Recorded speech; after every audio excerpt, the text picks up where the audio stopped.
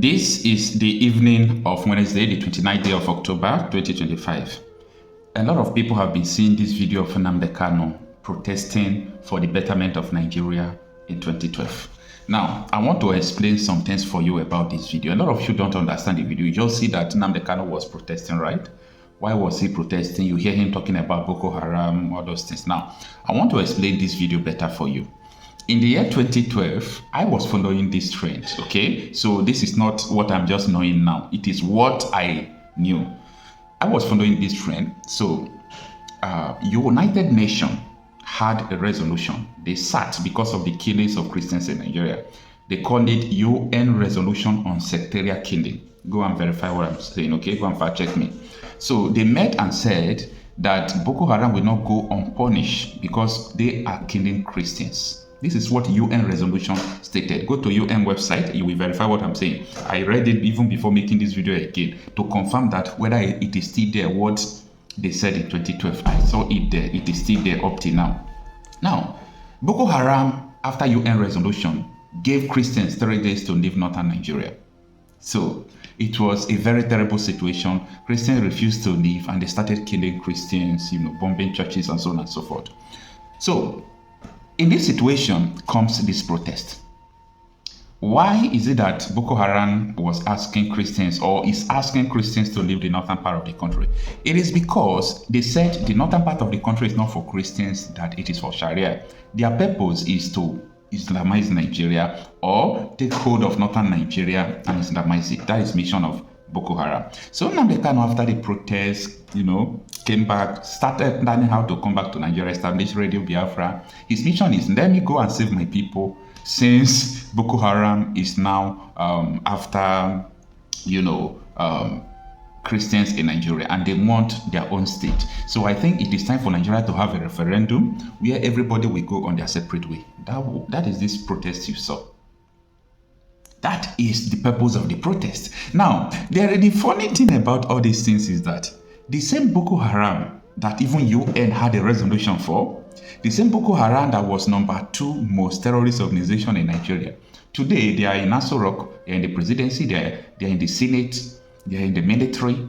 They are budgeting billions even for them to repent. They are budgeting billions. Like Borno State budgeted last year and this year, budgeted 11 billion just for Bokóharam to repent. Those who repented, 11 billion will be spent on them just for 2 years. That is the reward for the criminality. Please, if you understand Nigeria, you can explain it better for me. Because long time ago, I understand that Nigeria will not get better. It won't get better. Nigeria is heading to somewhere, and I know where Nigeria is heading to.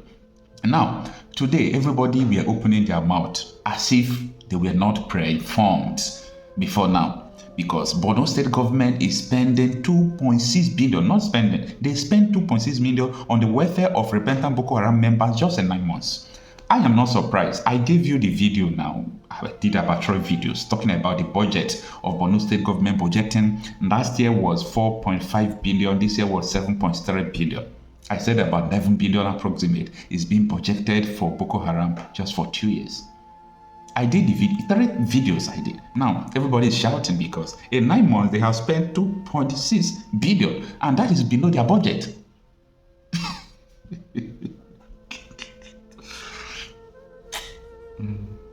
Now, let me explain this better for you. Terrorists, they budgeted money for them because they want them to come and become army. They want them to come and join politics. They want them to come and join all those things, okay? So if they come to join for their welfare, they give them billions upon billions. This is millions of dollars. And in the same society, these terrorists have sent so many people into IDP camps. And those people in IDP camps don't have medicine, they don't have food, they don't have everything. Please, someone should explain this better for me. God forbid. God forbid that this situation continues like this. And this situation can only continue like this if Nigeria remains one. Nigeria is not meant to be one. Naturally, let me put it in this way. Naturally, it seems that North is naturally meant to be Sharia states. After all, we have 9 Sharia states in the northern part of the country now. But constitutionally, we don't have any, Jewish state or Christian state or African traditional state. We don't have any. But we have Sharia state in Nigeria. 9 Sharia states are stipulated in the constitution. This is terrible. This is a big problem. But everybody is running out from the reality because they don't want to get themselves in trouble. Nobody wants, like, I don't want to speak the truth. I know the truth, but if I talk now, not my mouth, they won't hear. You don't want them to hear your voice because they will come after you. That is the fear. Not that you don't know the truth. 11 billion for Bokóharam. And these people have sent so many people to IDP camp, ransacked their villages, burn houses, kill their people. Now, the people who are the victims are not catered for. The victims of Bokóharam attack are not catered for. But you know what? The Bokóharam themselves are now celebrities. Nigerian military will come and beg them, come, you can become president of Nigeria. Sure? They tell them you can become president of Nigeria, come and join us. Now, the same man who has been protesting against these people is now facing terrorism charges. And there is an intention to convict him next month. Yeah, there is a pure intention, an agreed intention to convict Nnamdi Kanu next month. So, the issue here is complicated, guys. It is really complicated. It's a complication. Now, as you can see in this article from Sowore reporters that reads that Borno government spends 2.6 billion on welfare of repentant Bokóharam members in 9 months. And this is the details. Let's get there. Sowore reporters review of the Borno State Budget Performance Document for the third quarter of 2025 has shown that a total of 2.6 billion was spent on repentant Bokóharam members between January and September, representing first to third quarter of the year. The payments were listed under livelihood support for repentant Bokóharam members. According to the document, 758.1 million of the amount was spent between July and September alone. Meanwhile, Borno spent 2.076 billion on its primary healthcare development board capital expenditure in the same period, despite budget of 8.7 billion. Only 1.2 billion was spent on the capital expenditure of the hospitals management board, although 10.5 billion was actual budget for the purpose for the 2025 fiscal year. Let me explain this more clearer to you. They are trying to tell you this is what they spend for hospital, this is what they spend for Bokóharam. Where do we get here? This is a calculated mission. You see, if you understand the idea of Bokóharam, their mission statement, you know that is what 80% of Nigerian politicians want. That is what they want. The same Nigerian soldiers that they are, putting Bokóharam inside. They are complaining that Bokóharam is now so-called repentant Bokóharam. They are now leaking their secret to the real Bokóharam who have not repented. After all of them have not repented, okay? So the military now cannot defeat the Bokóharam again because they have infiltrated the army. They know their strategy, they know their weapons, they know where they keep food. They starve them by hijacking their food, killing them, and so on and so forth. So the question is, do you think that one day Nigeria will defeat Bokóharam? The honest answer is no. Nigeria can't defeat Bokóharam because Bokóharam is going to take over Nigeria if Nigeria did not separate. Okocha Apimase is saying this today. Keep it somewhere. Keep it somewhere. Like it's going to be like a dream to you. It is going to be like a dream. People will wake up and regret so many things they have done. Even people will regret why they did not speak against this today. I've never said anything that did not come to pass. This is because I understand the progression and projection and the intents of people. This is just about understanding trends. So if you understand trends, what is going on right now, you are going to understand what is going on. There is no two ways about this. Nobody is going to stop what is happening. Nobody is going to stop it. And how can you stop it? The Air Force don't respond to army. If the army is in distress, the Air Force will not respond. Who is in charge of the Air Force? Why is it that they don't respond? This is the question that everybody have to ask. They don't respond. Bokóharam has infiltrated everywhere, in government, everywhere. So whether you are a Muslim, you are a Christian, as far as you are not radical, you did not believe in radical Sharia, you will be eliminated. So be very careful. And that is why, everybody who is not on track, you are in trouble. this situation, is terrible. But the truth is bitter. We have to say it as it is. So this is what is happening. This is what is happening. They have spent 2 point something billion just in 9 months for Bokóharam. And in the last 3 months, they have spent almost 1 billion naira for their welfare.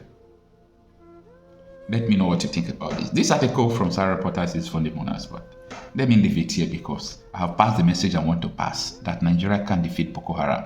And those who fight against Boko Haram are being sentenced. They plan their sentence, they orchestrated the plans against them, and a lot of things is happening to them. And any army officer or chief of defense staff, anybody who rises against Boko Haram, they are being removed. Anyway, it is what it is. Let me know what you think about this. Listen to this. I've served the military intelligence for the past 35 years. It has always been the case. Our problem is religion and social-cultural. I mean, people will expect me to come here and start talking about kinetics, about operation and so on. I've been an operational commander all my life. I've commanded warships, I've commanded troops, I've commanded men outside Nigeria and so on. But I'm not going to come to your station to discuss kinetics. The problem is not kinetics. In 2017, 2016, I'm always a member of the Security and Intelligence Brief at the Defense Headquarters. I told them, General Lawrence Shakin then, that the challenge we have in this country cannot be solved the same way we solved the problem of Niger Delta. The Niger Delta problem was solved during Yar'Adua time, basically by me. And I told them that we can't use that same template for Boko Haram. I told General Lawrence Shakin to look at the center of gravity of the problem. And we all came together. I was made a member of the committee, including Atahiru that just died was a member of that committee in 2016, 2017. And we came to a conclusion after several arguments. Okay. And the arguments were three. To identify the center of gravity of the problem, one group said it is the fighters, the Boko Haram fighters are the center of gravity, so we should go after them. Another group said the center of gravity of Boko Haram is Abubakar Shekau. So if we go after Abubakar Shekau, then the problem of Boko Haram will be solved. I took exception to the group. I said that is not the center of gravity of the problem of Boko Haram insurgency that we were having between that 2012 and 2017. And General Lawrence Shakin asked me, allow me, why are you giving problem? What is the problem? Give us the answer. And I told General Shakin that if I tell you the answer, you are not going to be able to solve the problem. He said, what is the problem? I said, the center of gravity of Boko Haram and insurgency in Nigeria are the sponsors of that program. It was beyond us. Because the job we need to do is kinetics. Fight, destroy places, resolve issues. Yep. But we cannot resolve issue of sponsors of Boko Haram that were in Buhari's government, that we know them. When you say we, who? I was in the military intelligence. Okay. And the defense headquarters staff that I work with, they know. And that was why we couldn't pursue that aspect that could have resolved that problem. Because you need to arrest people. And recently, 400 people were gathered as sponsors of Boko Haram. Why is it that Buhari government has refused to try them? So the government knows sponsors of Boko Haram? Of course, it's in the news. In April this year, the government said they have arrested 400 Bureau de Change related people that were sponsoring Boko Haram. They told us. And Abu Dhabi also helped us to arrest few Nigerians, tried them, we know them. Why can't this government, if not that they are partisan and they are actually part of the charade that is going on, Why can't they bring those people out for trial? So the Bureau de Change operators on the one hand, but you particularly said people in government. Are those part of the Bureau de Change, or those people that you say are in government are still there, government is aware, and government is condoning them? The people I mentioned that are in government are not these ones they just arrested. You remember this Bokóharam issue started since 2012. Yeah. And I was in the military intelligence that time. We arrested those people. It is my organization that actually conducts interrogation and interview. And they mention names. I mean, I can't come on the air and start mentioning names of people that are presently in government now that I know. Presently in government. That the boys that we arrested mentioned. Some of them are governors now. Some of them are in the Senate. Some of them are in Aso Rock. Why should a government try to cause this kind of embarrassment and insecurity to the sense of what happened yesterday? And the solution I gave them in 2017, because when I identified the center of gravity for General Onshokin, and they couldn't pursue it, because some of them were ministers. And what I'm saying now, the Department of State Services are listening to me. They know them. Yeah, you know, Commodore. So the solution I gave them was that if we can't pursue the policy strategic level, because the people that we need to talk to are also, you know, going to be difficult to deal with. I said what they should do now is to conduct two things. We should buy blimps. The blimps are not UAVs. They are not drones. Blimps are equipment that can fly up to 10,000 feet, 30,000 feet, static if you want, mobile if you want, and they carry a lot of payload. We saw them in Afghanistan. We saw them in Kenya. This will be something that can give us real-time intelligence, and we can know where these bandits or terrorists, where they emanate from, when they finish operations that they've done, where they go back to. Okay, well, they did not buy this equipment up to. No. Okay, you said quite a number of things. Let's pick up on some of them and see if we could make some, you know, if you could shed some further light on some of them. Since 2012, I mean, you've been in operation, as you said, ever since that time. You questioned several people. And some people were identified at that time. Did the government at that time try any of them? Or were any of them also in government at the time? No, the government did not try any of them, and the defense headquarters where I worked then did not pursue that line of operation because it's beyond them. The defense headquarters, actually, when you look at the defense structure of Nigeria, they lie within the policy strategic level, but basically they are operational guys. So when you have policy problem, then they cannot go beyond their masters. They can write intelligence reports and say this is what is going on. And we've seen that the present government know what is going on. I'm sorry, is this a policy problem? I mean, the laws are clear. If someone is said to be involved in something as devious as this, the laws are clear. This person is meant to be arrested, questioned. I mean, it's quite clear. So is it a policy problem? We have the laws. So what is stopping the security agencies from actually enforcing the law, since that's what they are? I think what is stopping them is like when you are a member of a church and your pastor have decided to be at a certain level of spiritualism and you're a member of that church. You cannot be higher than your pastor. Spiritually, you can't, no matter what you do. So this is the same religion you spoke about? Yes.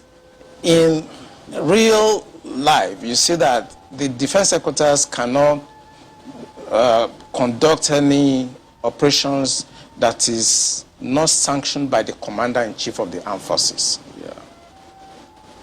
They cannot. No matter how small, little they cannot. So, when the Yar'Adua government decided to put an end to Niger Delta militancy, that was in 2007. What he did was simple. He called all the security chiefs and all the intelligence chiefs and tasked them to come up with a solution. The Defense Intelligence Agency, the National Intelligence Agency, the Department of State Services were called with the Inspector General of Police and the Interpol to come up with the solution to the problem. Then the problem was Niger Delta. The president was Yar'Adua. He was dispassionate. He wanted to solve the problem. okay. Within 6 months, we solved the problem. I remember I have to go to Angola to go and bring Herioka, and nobody in Nigeria knew what we did. All we know is that since 27, 28 that we conducted our operation under Yar'Adua, Niger Delta issue has remained manageable. This government does not want to resolve this problem. They are escalating it because of tribal and religious sentiments. So